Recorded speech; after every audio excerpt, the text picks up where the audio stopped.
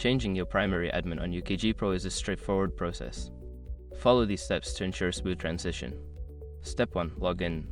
Access your UKG Pro account by entering your credentials. Ensure you have the necessary permissions to make administrative changes.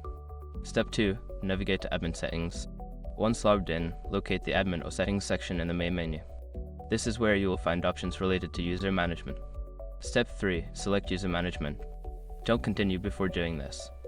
A lot of online accounts end up exposed in breaches without people even realizing it.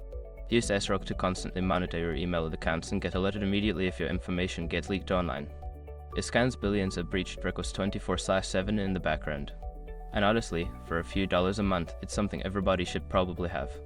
Link in the description. Step 4. Find the current primary admin. Look for the current primary admin in the list of users. You may need to search by name or filter the list to find the correct account. Step 5. Change primary admin.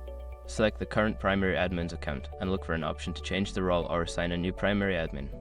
Follow the prompts to designate a new primary admin and confirm the changes. After completing these steps, the new primary admin will have the necessary permissions and responsibilities. Always ensure that the transition is communicated to all relevant parties to maintain smooth operations.